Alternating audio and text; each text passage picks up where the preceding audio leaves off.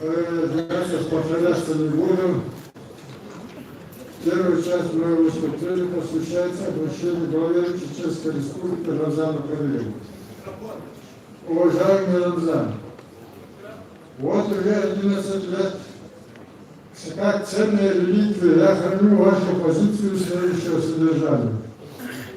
Вне зависимости от обстановки выпущения, мы всегда готовы оказать любую помощь и поддержку братскому народу, так как узы, связывающие наши народы, неразрывны, и никакие сильные политические интересы не могут их разорвать.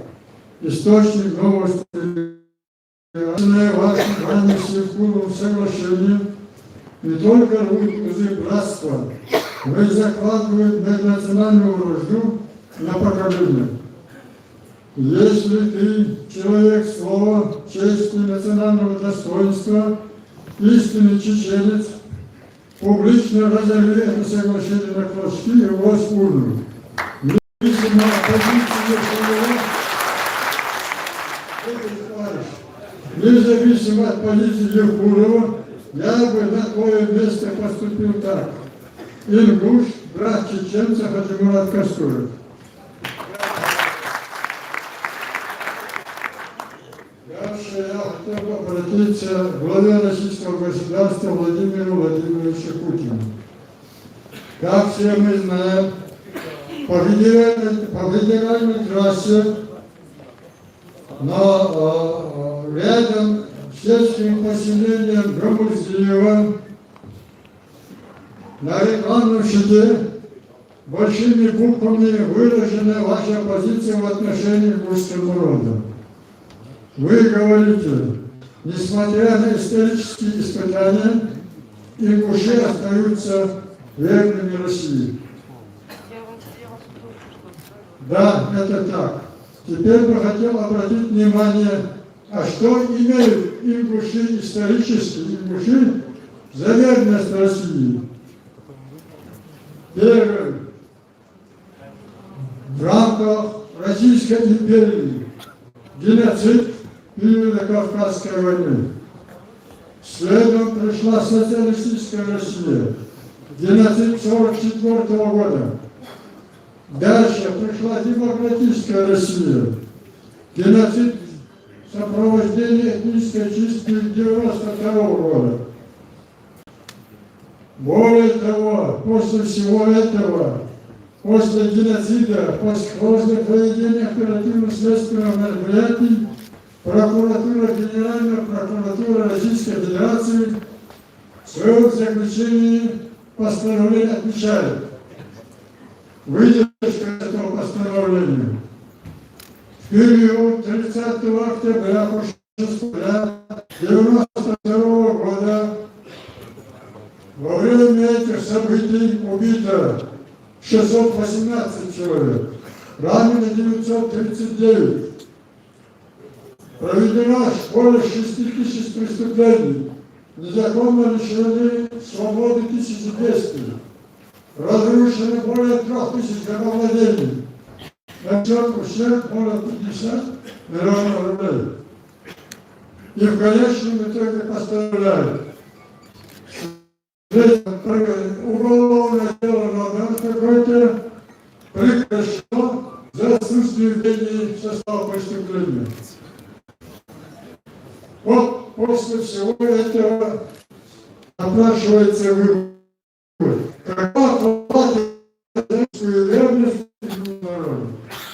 Кроме того, ваша бытность в последний период вашего правления. Ингуши и ингуши за голосов. Нам было дано право голосовать за Россию. А вы нам не предоставили русского народа. Нет вражды ни с одним народом мира, ни с одним гражданином России. У нас историческая борьба неприятных вражда с беззаконием. Когда вы заявили в первые годы правления, что ваша позиция установить диктатуру закона. Нас сопровождает и сегодня диктатуры беззакония. Это подтверждает и последние события по подписанию этого договора, который ведет забивать клин межнациональной вражды, с которым у нас не было исторических вражды и конфликтов. Наши деды, отцы исторически боролись с произволом, с беззаконием. Мы то же самое, нам они наследовали, мы то же самое боремся с беззаконием. Мы своим детям завещаем то же самое, бороться с беззаконием, государственным терроризмом до тех пор, пока наши права, права ингушского народа будут не восстановлены на уровне Конституции Российской Федерации, Республики Ингушетия, на равных регионах, на равных правах со всеми народами России. Спасибо за внимание.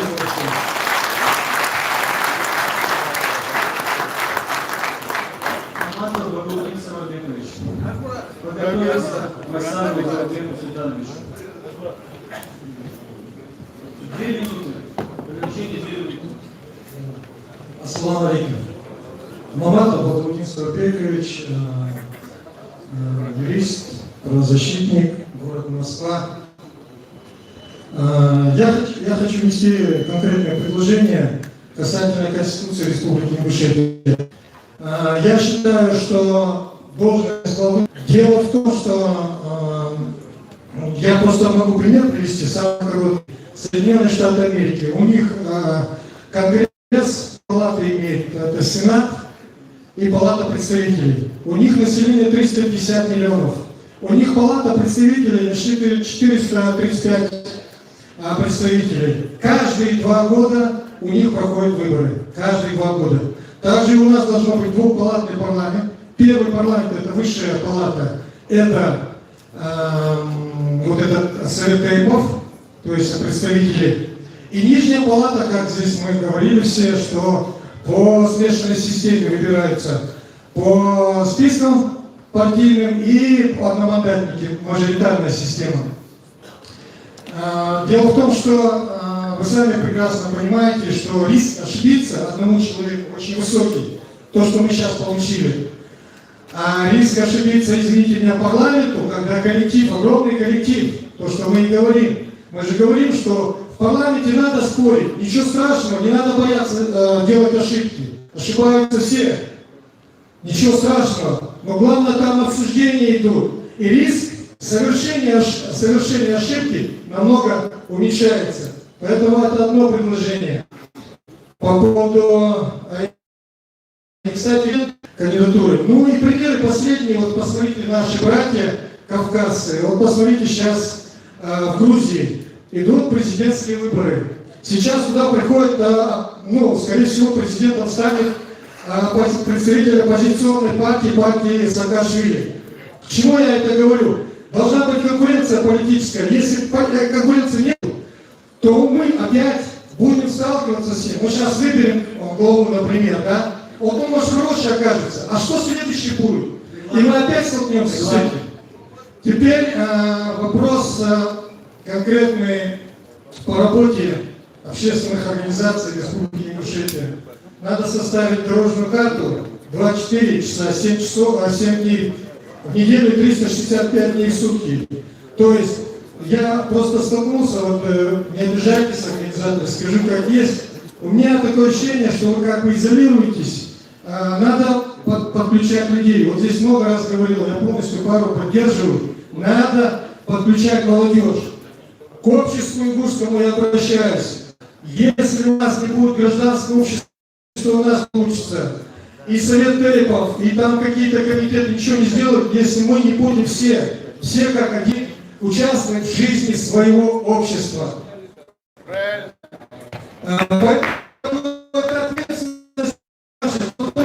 Что в уголовном праве, например, есть организатор, исполнитель, пособник. Так вот, если мы в жизни республики, своего общества, пособники, преступники, поэтому нам надо это помнить. Теперь второе предложение по закону о принятии закона о иллюстрации. Закон о иллюстрации – это закон, который запрет на профессии. Для кого? Для тех людей. Вот сейчас мы знаем, что мы все знаем, сейчас у нас есть правительство, правильно? Если ни одного сейчас министра здесь нет, здесь у нас только, по-моему, 5 депутатов, да? Вот им честь и хвала, они здесь присутствуют. А там же мы все знаем министры. Так вот, я предлагаю закон о иллюстрации, чтобы эти люди больше никогда в жизни, мы все знаем, под запретом работать в государственных органах власти.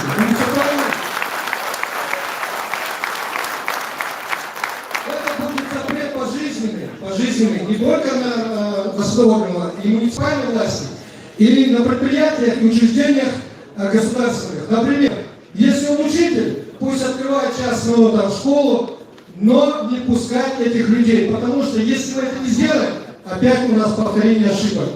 Это закон о иллюстрации. Теперь список Магнитского, вы знаете все, правильно?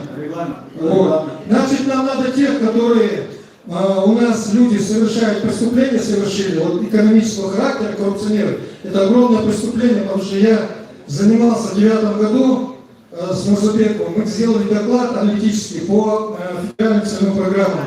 Там огромные деньги, мы даже фамилии знаем, кто куда деньги ушли все.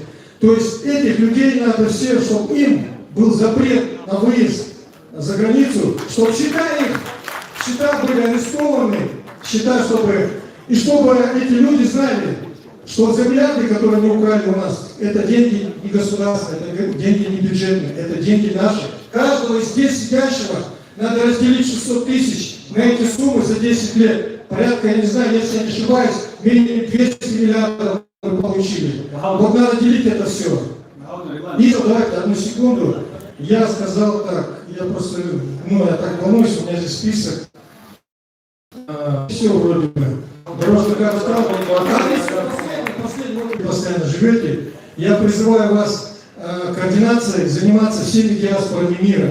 Потому что у нас диаспоры крупные есть. Смотрите, самые крупные диаспоры у нас, самых крупных и значительных игроков на международной арене. Это Германия, раз, Франция, два. Бельгия у нас тоже находится, все международные организации. США у нас тоже есть. Надо работать с Организацией Объединенных Наций, с крупными странами. То есть надо использовать международное право. И последние слова. Мне нравится выражение «будьте реалистами, требуйте невозможного». И второе. Делай, что должен, а получится, что получится.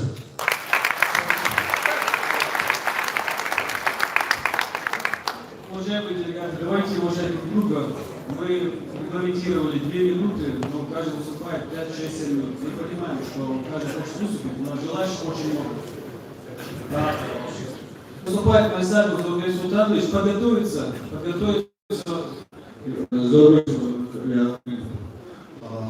Коллеги, я прошу вот на этом выступлении по этому первому вопросу остановить, потому что у нас только работы мы завершили, а мы уже не исходим дня. Поэтому я предлагаю завершить после выступления последнего выступающего, завершить утверждение положения национальной комиссии и перейти ко второму вопросу. А после уже обсуждения второго вопроса, тогда мы, если мы будем укладываться в регламент, тогда мы перейдем к выступлению. Потому что очень много, более 15 еще выступающих, мы все равно их не успеем дать им слово. Поддерживайте.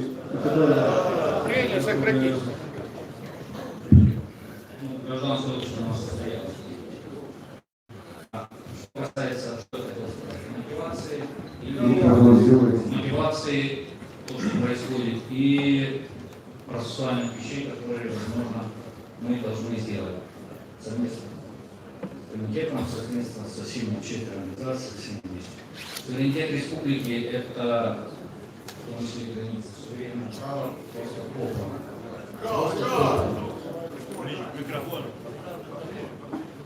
И, конечно, существование границ – это важное правило любого государства, и в том числе и нас.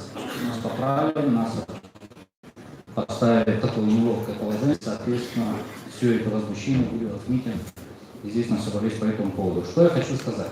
Где бы я видел бы выходы из состоящего? Конечно, первая хорошая новость – это было решение нашего Конституционного суда и какие проявил мужество, дал хлопцам, это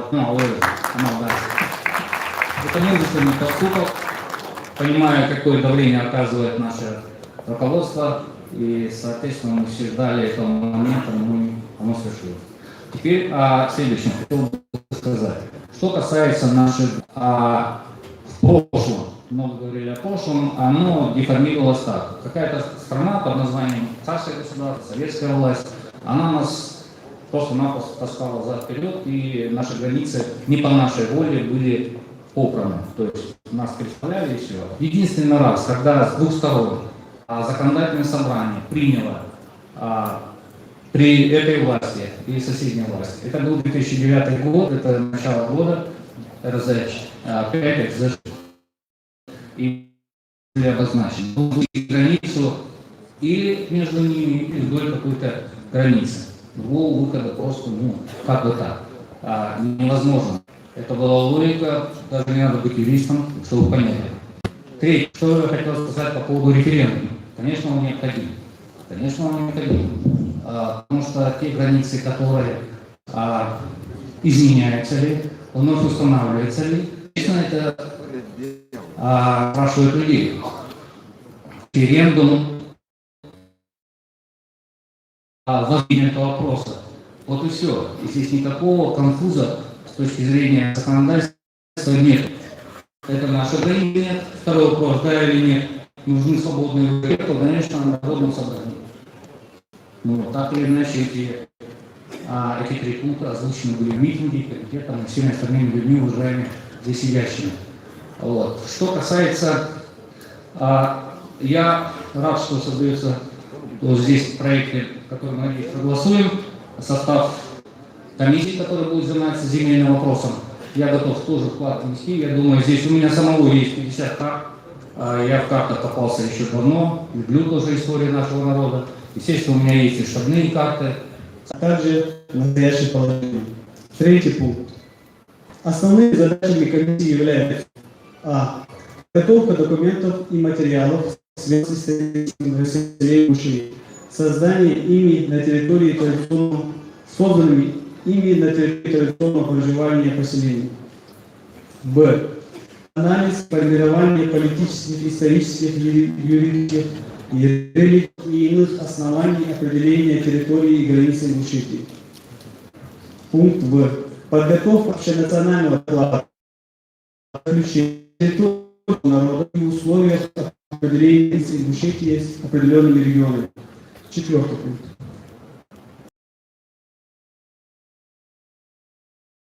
Первый пункт. Запрашивать в законном порядке материалы и информацию от органов государственной власти, управления, объединений, научных и других организаций, тейпов, научные специалисты. Пункт 6. Состав комиссии, включая ее председателя и ответственного секретаря, утверждается Конгрессом. В период между Конгрессами правом включения и исключения членов комиссии обладает сама комиссия. Члены комиссии принимают участие в ее деятельности на общественных началах. 7 пункт. Заседание по мере необходимости. 8 пункт. Заседание, если на них присутствует более половины. 9 пункт. Подготовку и организацию решения текущих вопросов ее деятельности по поручению председателя комиссии осуществляет ответственный секретарь комиссии. Заседание комиссии ведет председатель комиссии, а в случае его отсутствия один из членов комиссии по поручению председателя комиссии. 11 пункт. Решение комиссии принимается большинством голосов от общего числа членов комиссии. Решение комиссии оформляется протоколом, который подписывается на заседании и ответственным секретарем. 13 пункт. В исключительных случаях по поручению председателя комиссии допускается принятие решения первоначального опроса членов комиссии. Такое решение оформляется протоколом, который подписывается большинством от общего числа членов комиссии и утверждается председателем комиссии.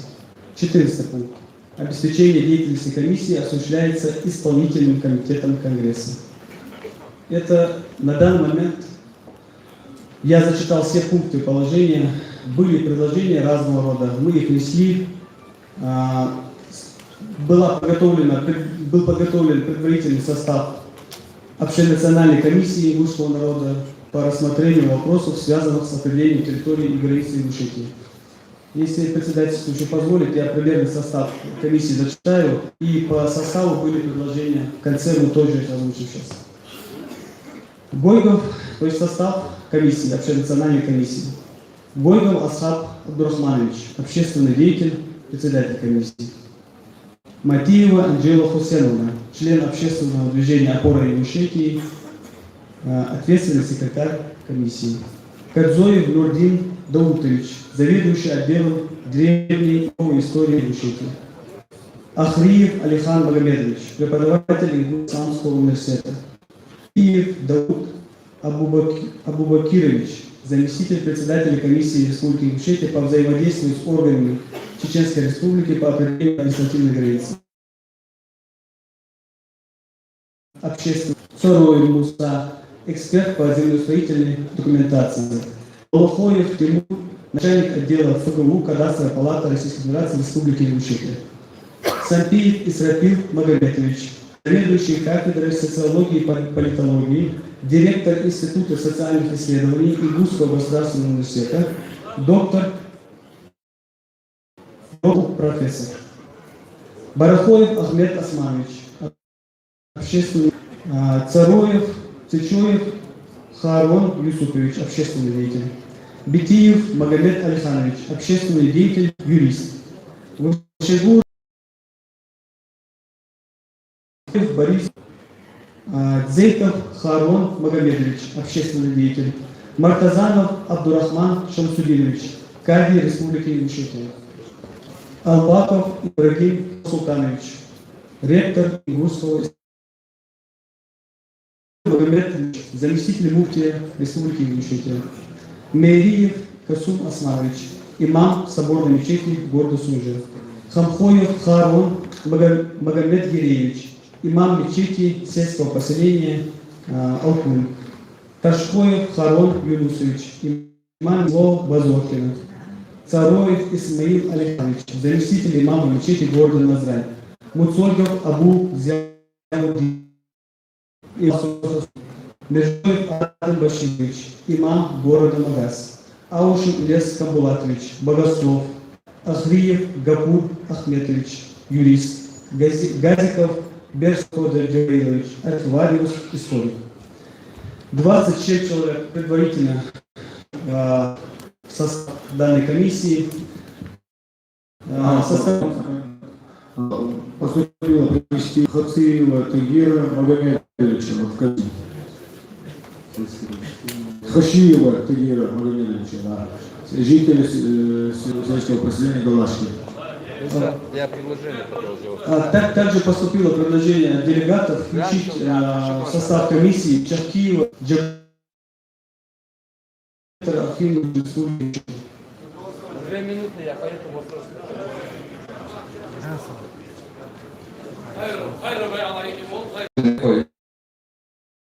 Тех, которые и там были, и здесь были, из Урадова, Муса, и Кадзоев, они все вышли сюда. Поэтому у меня предложение для того, чтобы я мог в Совете ТЭКу в связи с тем, что она, эта комиссия, там создана, здесь создана, самое главное, что она будет работать, внести в эту комиссию одного религиозного деятеля Ахмад Башира Ауша, второго общественного деятеля Абадеева Идриса Урсановича.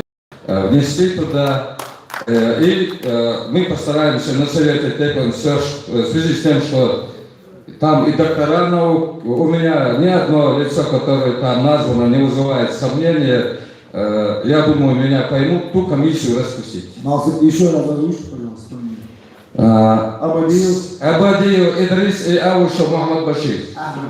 Ахмад Башир. Все, ту комиссию, я думаю, мы найдем решение. Основные почти все члены, которые были, они и так вошли в эту комиссию. Все.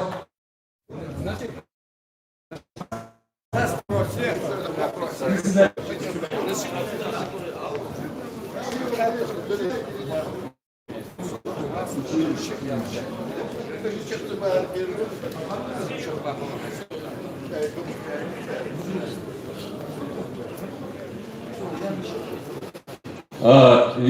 Сенты Исрафил Магометович, доктор политических наук, профессор.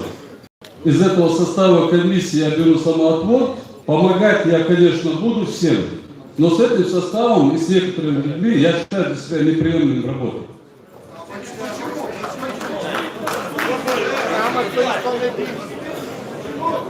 Уважаемые делегаты, давайте уважать решение каждого человека.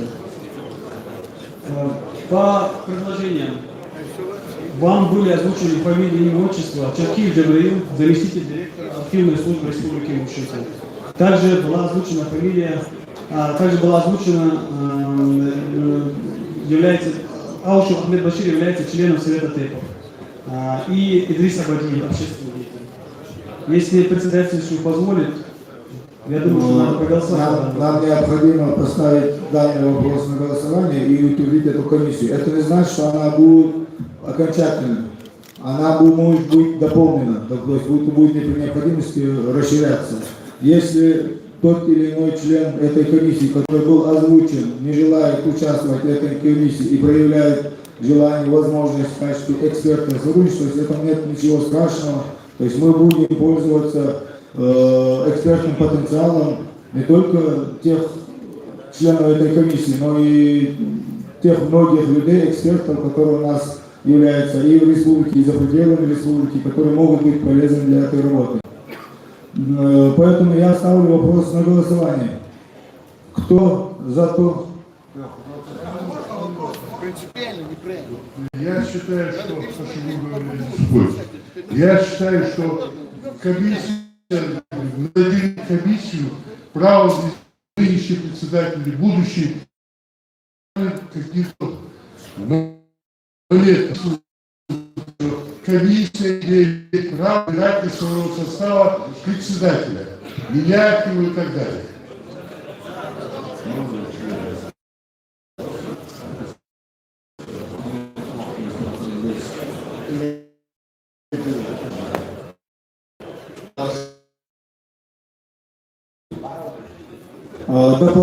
Положение о том, что комиссия на первом заседании избирает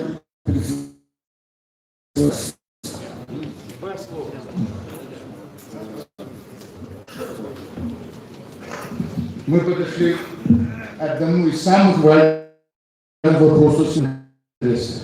Я поэтому позволил себе такую дерзость. Давайте немного сама постановка вопроса. С кем мы должны разговаривать? Там не та публика, с которой должны разговаривать доктора наук. Там должны разговаривать а вот доктора наук должны подавать документы. Это раз. Во-вторых,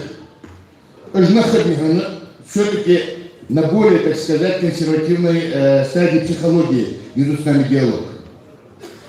Единого всего самого вина. Говорит, Ашаки Душан, Хануба Уилер. Говорит, я поварка, или Ахмукатун, Эхля Тиданчу, я Ханад, я Богу, я Фоговый, я Хаву, Васик, Графит, Хавес. В своем году я смотрю список, 60 мавах в акции, может, я ошибся. Но это тоже подавляющее большинство, они быть.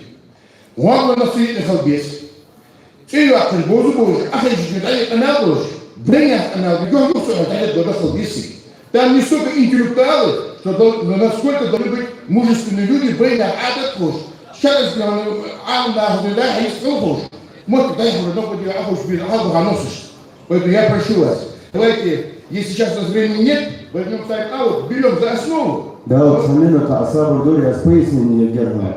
Да, вот Бехмбахласу. Эта комиссия создается не для того, чтобы вести переговоры с внешней стороной, с другой стороной. Это внутренняя комиссия, которая будет подготавливать почву для шариатского суда. Они будут заниматься всеми этими вопросами у нас внутри. Не торопитесь, не торопитесь. Комиссия, которая будет вести переговоры, У нас есть алимы, которые, если это будет шариатский суд, там будет все по-другому. Мы это решили. Мы создаем размерища. Я думал, ну сейчас мы Василий, я к чему говорю? Вы, Аллах людей, да. К нему подготовки есть, нет. Хорошо. Я к тому, что я немного ошибся, но я еще раз говорю. Имейте в виду, вот этот элемент, мне кажется, очень серьезный. Мне кажется, представительского состава этой делегации. Нет. Мы будем внутреннюю комиссию создавать, она будет работать. После ее работы все будет продолжаться в нужном порядке, русле. Голосование. Из комиссии предложения лишь именно муфтиата Биша Махдор. Но комиссия, сама цель не только подготовка, если будет такая необходимость к шариатскому суду, но более того, определить историческую принадлежность той или иной земли ингушскому народу. Это и очень, ведь Эхлин, Галайбяха, Дозу, Галайляхтяха, Захам, пригородных, Нохши Дозу, Чахалтас, Аулахи, Тупсиди, Халтас, Масур, Ораха, Галайляхтяха, Захам, Тах, Бухбя, Историк швоя, Кристи швоя, Бусудин, Хуйохан, Хабяли, Абули, это и очень, Бухби, Шарай, Алдахи, Судус, но это и очень, Таган, Хабя, Абулачир, Якия, Хабдату, Гебу,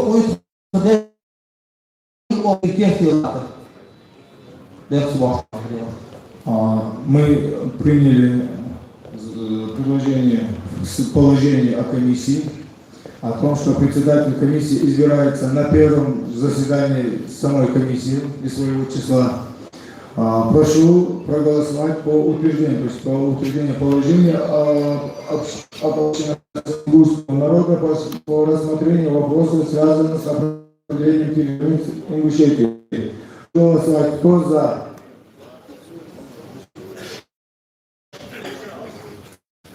Кто против? Против. Счетная комиссия. Против еще раз. Кто воздержался?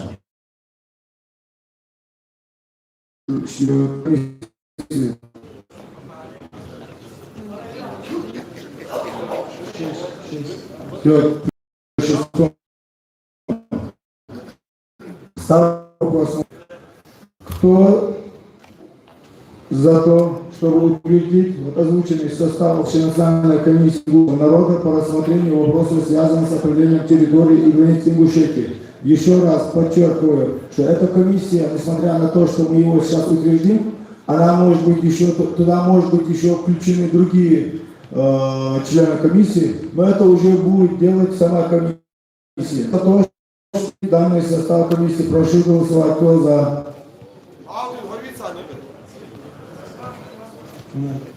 Кто против? Против. Счетная комиссия, прошу зафиксировать. Кто воздержался?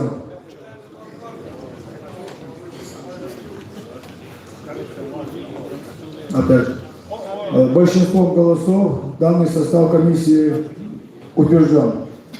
Багалдин, прошу ознакомить с проектом постановления.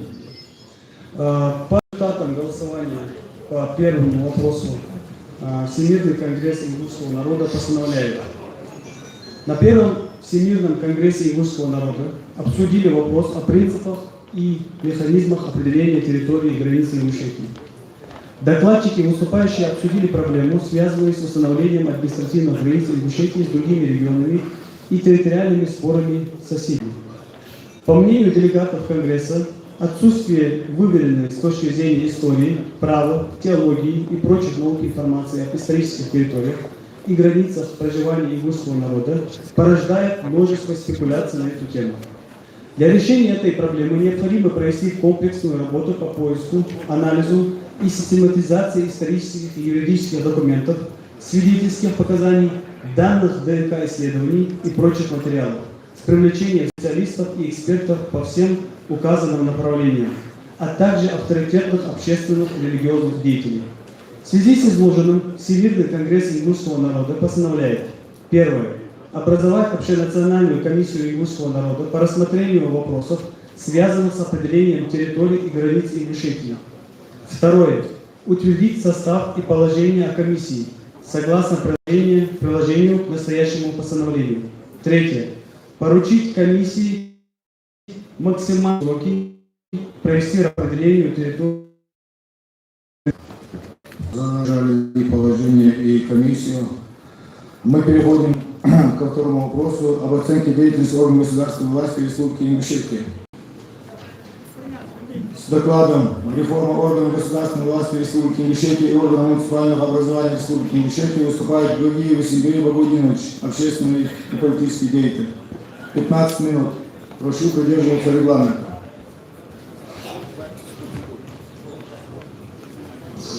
Извините, минутку. Рамзан Султыго, Рамзан из Испании просит подойти, чтобы взять интервью.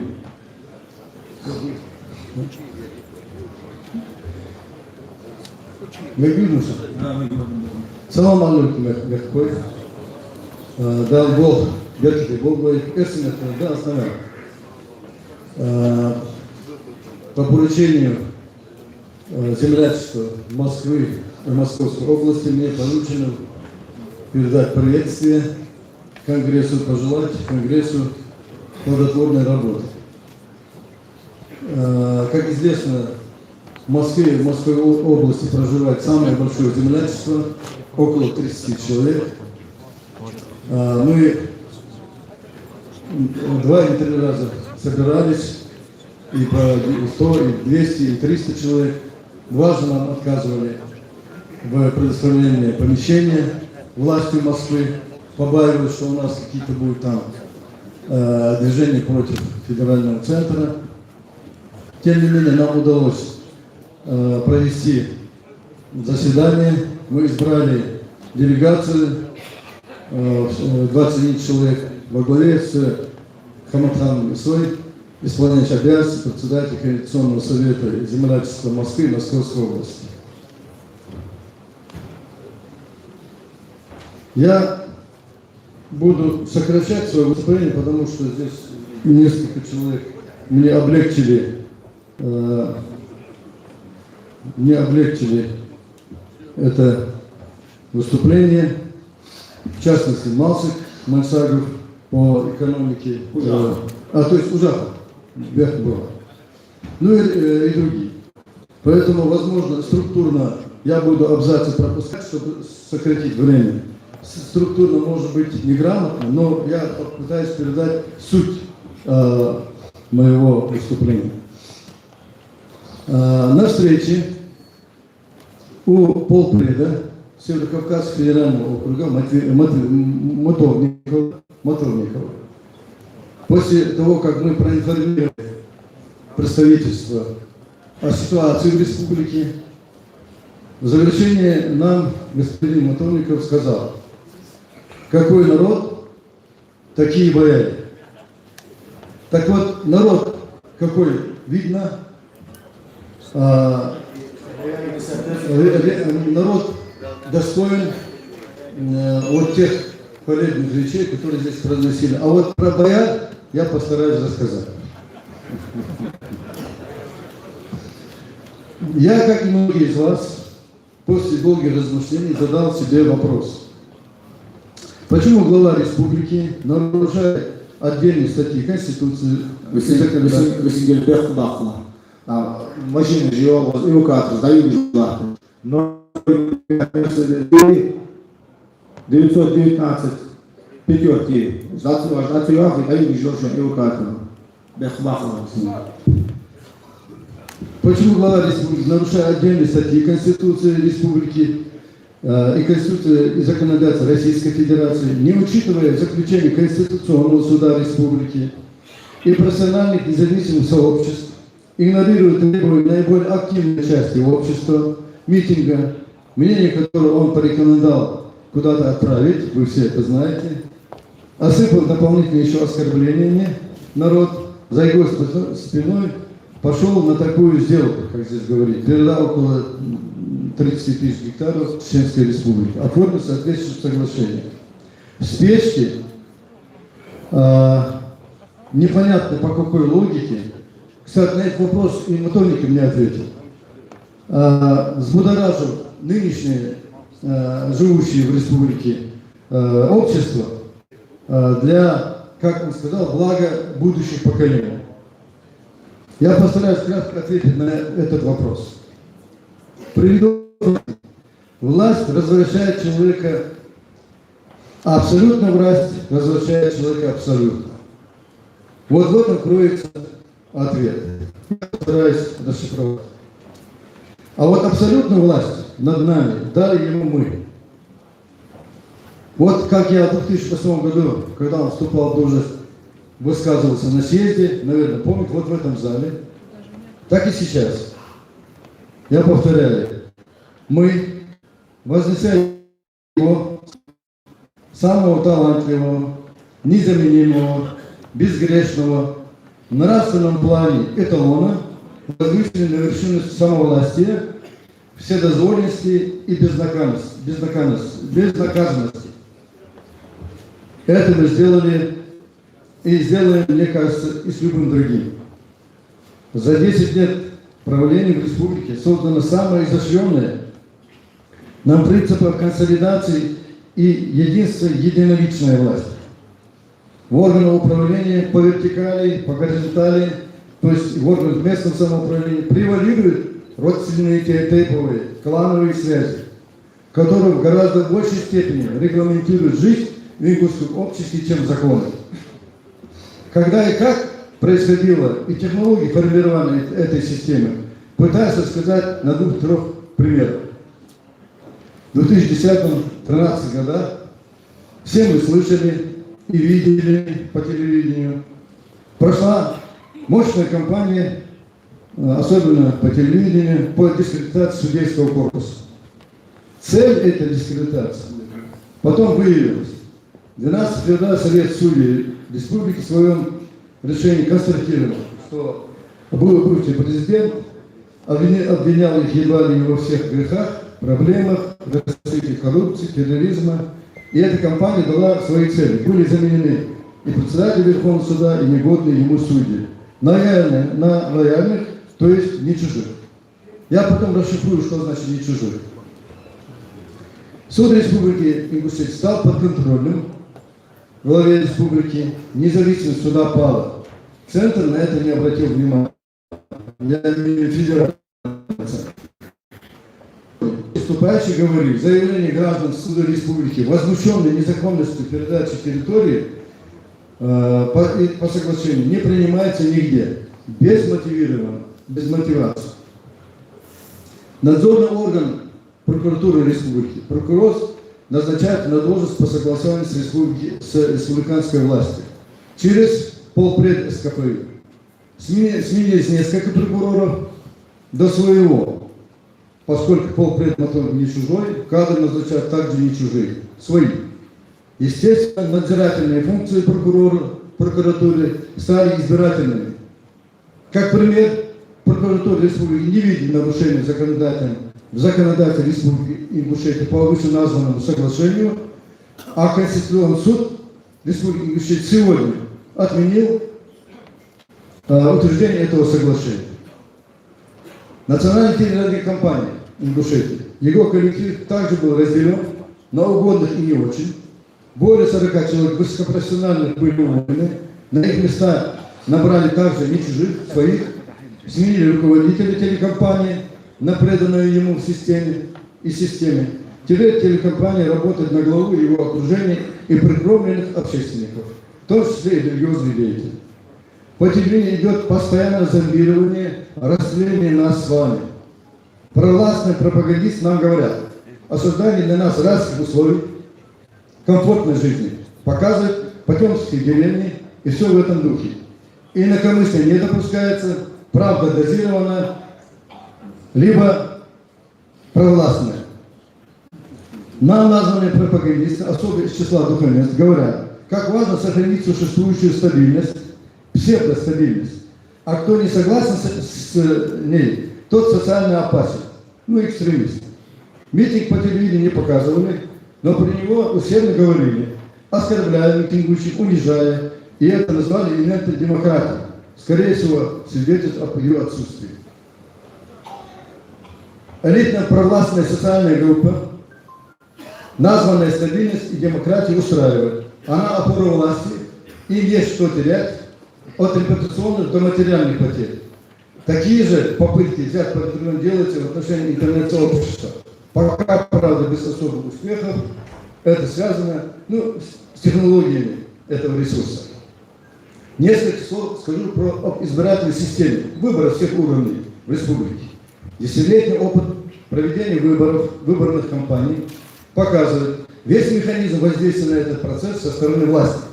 Критерии, в принципе, также известны. Допуск количества названий политической партии, региональные отделения, я имею в виду, к выборам, процент отведенных им голосов, список конкретных лиц происходит под тотальным контролем власти. Контроль над средствами массовой информации, избирательная надзорность соответствующего органа, административный ресурс, давление на избирателей, фальсификация при подсчете голосов – это технологии республики Ингушетия отработаны до совершенства. Никакой здоровой конкуренции нет. Власть не является производной от общества, а самостоятельный и четкий источник политической воли. Одним словом, власть сама по себе, обстоятельства сами по себе, общество само по себе. Но налицо классический кризис в обществе. Но жесткое консолидирование единовластия республики, власть в одних руках, пока не допускает развиться этому кризису. Но это пока. Власть и узкая группа лиц, участвующих в политической жизни республики, путем селективного отбора формируют Народное собрание Республики Ингушетия, так называемый съезд народа Ингушетии и органы местного самоуправления. Эта система глубоко укоренила социальную ткань ингушского общества. С учетом наших традиций и обычаев разрушить ее будет очень нелегко. 2/3 депутатов избраны или отобраны по тому принципу от одной партии «Единая Россия». Нужна здоровая политическая профессиональная оппозиция в республике, которая должна быть нацелена на слом этой системы. Рассчитывать на раскол прикормленной властью элиты не стоит. Напротив, они будут консолидироваться, повторяя, им еще есть что терять. Только под давлением оппозиции ситуацию можно в корне изменить. Глава возмущался, говоря, что депутаты знали про то соглашение. Может быть, и знали. Но они-то приучены молчать, они-то приучены понимать, на какой арбе они сидят и какую песню петь. За исключением вот тех 7-8 депутатов, патриотов, все остальные, конечно, подпадают под эти принципы. Депутаты Народного собрания Республики Ингушетия избираются по партийным спискам, 2/3 из них, которые в 2013 году нам подарил выбор главы республики через парламент, нарушил основополагающие принципы народовластия. Все являются органом народного представительства, говорят, взаимодействие общества и органов власти. Я крайне удивляюсь. Все слили в одну кучу. Во-первых, Народное собрание является постоянно действующим высшим представительным органом власти республики, соответствующим конституционными полномочиями. Во-вторых, правительство республики несет ответственность за эффективное социально-экономическое развитие республики. В-третьих, Общественная палата республики обеспечивает взаимодействие общества и государственных органов власти и органов местного самоуправления. Четвертое. Духовенство развитием общества занимается муфтият, имамы, отдельные религиозные деятели, профильный историко-культурный союз и другие гражданские институты. Названные общественные организации, вообще в частности, Совет ТЭПа разделились тоже на две части. Эффективность, конечно, невысока. В составе полномочий названного съезда сформирован по принципу единой власти. Глава там, депутаты там, советы общественной организации. И они же тут же принимают решение, как избрать парламент и так далее. Учрежденный вот в 1999 году этот съезд функционирует до сих пор. Учредили его только лишь как инструмент, чтобы на всякий случай обходить, когда нужно парламент. Потому что прецедент такой был, вы все это знаете, первый парламент республики Ингушетии противостоял нашему президенту против нарушения Конституции и законодательства. Съезд это непременно надо упразднить в первую очередь. Далее. Разделение властей – основополагающий принцип Конституции Российской Федерации и Ингушской Федерации, Ингушетии. Но в нашей Конституции сделано существенное дополнение. То есть, если в Российской Конституции разделение властей и они самостоятельны, то в Ингушской написано взаимодействие, и дальше они как бы едины. То есть принцип единовластия. То есть опять возвращаются в одни руки все полномочия. Узурпация власти налицо. Одна минута. Уже почти 20 минут. Ну, 2 минуты там, Лизингири. Ну, я тогда пропускаю несколько это. Что я скажу? Конечно, назрела реформа власти. Потом существенная реформа. Как вот здесь уже говорили, избрать главу через народ, и также и парламент. Но в корне нам надо провести экспертизу, всю законодательную базу надо проверить и привести ее в норму с интересами ингушского народа. Дальше надо из 19 прямых полномочий, избыточных главы, или сегодняшнего, или будущего, надо перераспределить 6 из них там, между правительством, которое у нас как бы хозвод, и между парламентом. В том числе придать Конституционному суду, сегодня показал, да, больше полномочий. Если все это вместе, эту реформу предложить, потом ее проталкивать вот через те структуры, с которыми мы имеем связи, работаем, я думаю, что мы ситуацию исправим. Но долго, но все равно к этому надо стремиться. Я